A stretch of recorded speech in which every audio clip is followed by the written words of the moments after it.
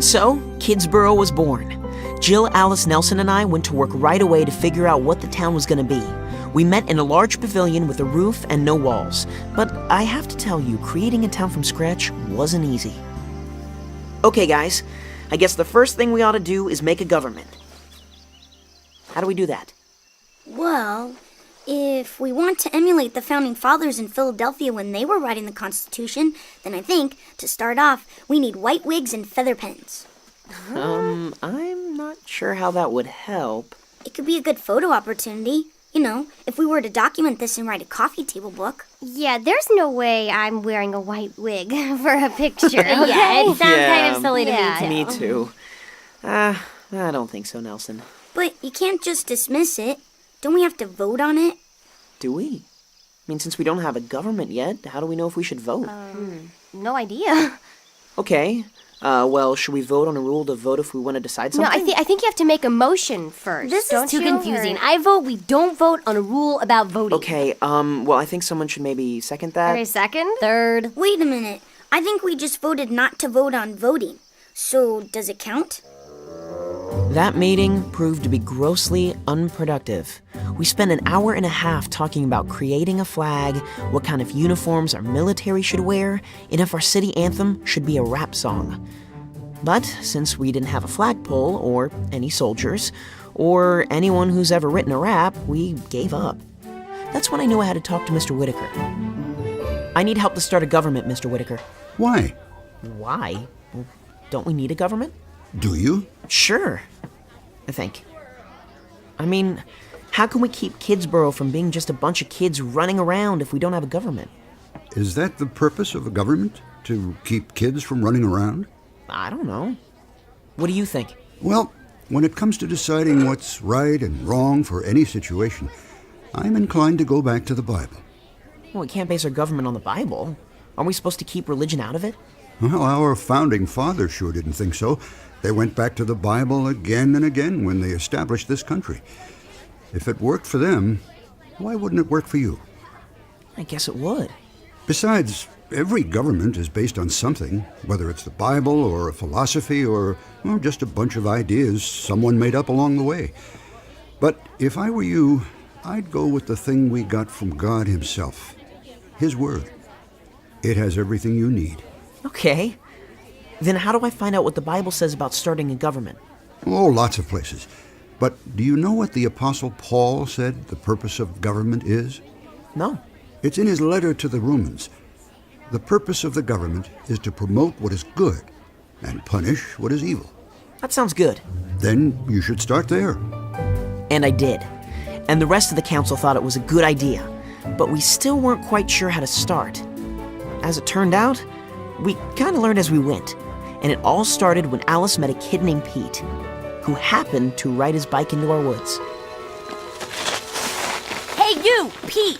Yeah, Alice? What are you doing? You can't leave your bike there. Why not? Because somebody will trip over it. They won't if they watch where they're going. Move it out of the way or I'll have to arrest you. Arrest me? What are you talking about? You think you're queen of the jungle? You're breaking the law. We're in the woods. Who made up these laws? The squirrels? I made them up. Oh, yeah?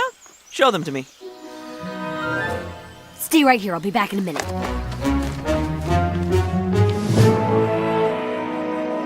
All right, if I'm gonna be chief of police, I've gotta have laws to enforce.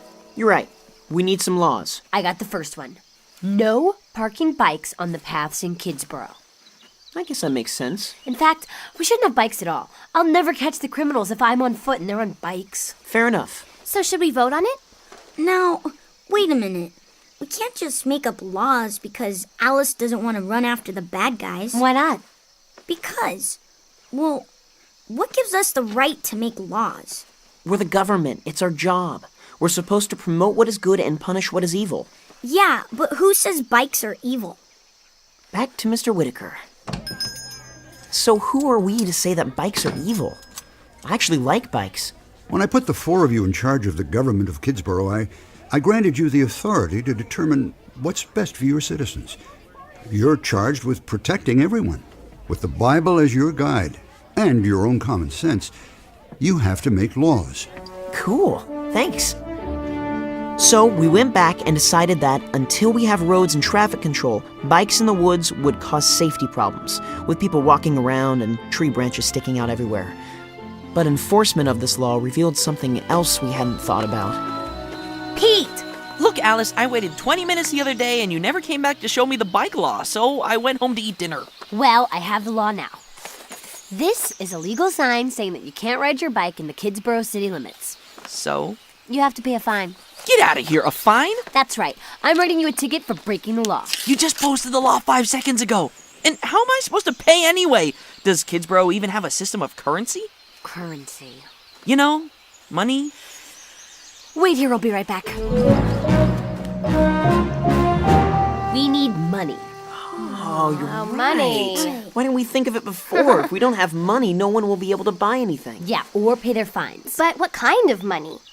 How about seashells? What? Seashells? Yeah, shells can be our currency. Nelson, you're just saying that because you have a huge collection of shells. Yeah, we can't walk around with seashells in our pockets. No, and it can't be something you pick up at the beach either. It has to be something unique. Guess we'll have to create it ourselves. And who's gonna do that? I will. Pete? Hey, I told you to wait by that tree. See, Mr. Whitaker would have just let me have handcuffs. You guys need some serious help, and I think I'm the one to help you. Yeah, well, what do you know about any of this? I know that my dad has a graphics program on his computer and a great color printer. I can design and print out your money. So whose picture should go on the money? I think it should be Ryan's. Why me? You're the first mayor. It's like George Washington being on the $1 bill. We shouldn't put Ryan on the money until he's done something big, like win a war or cross the Delaware or something. Yeah, well, I'm not going to be crossing the Delaware anytime soon. You can put something else on the money. Next. I can help you with a few other things money-wise, if you let me. Why? What's in it for you, Pete? What's in it for any of you? It's a chance to make our own world. Well, that sounds good to me. How about the rest of you? It's fine if he pays his fine. Yes. Cool. So, Pete, I think you should be our Secretary of Treasury. Good. I'll print out the money. Now, what about taxes? Oh, can't we just avoid taxes? Yeah. Wait a minute. Mr. Whitaker said that I need to make sure that we base all our decisions on the Bible. So, are taxes biblical? Well, Jesus did say to give unto Caesar what is Caesar's, and unto God what is God's. Right. So, it's biblical. Now, let me be clear. As Secretary of the Treasury, I will not sit back and let you guys just tax people willy-nilly. Taxing people's money is serious. You have to do responsible things with it. Wait, you guys realize it's just the 4 of us. Well, 5 if you want to join the town. I mean, we'll have to give away everything we earn in taxes just to turn around and pay ourselves our own salary. What's the point? Hey, right. Yeah. We need more citizens to pay for the services we want to provide for them. And to pay my fines. I know a few kids who want to come. Me too. Yeah, so do I. Fine, tell as many as you want. Give us your tired, your poor, your huddled masses. Let the immigration begin. Cool.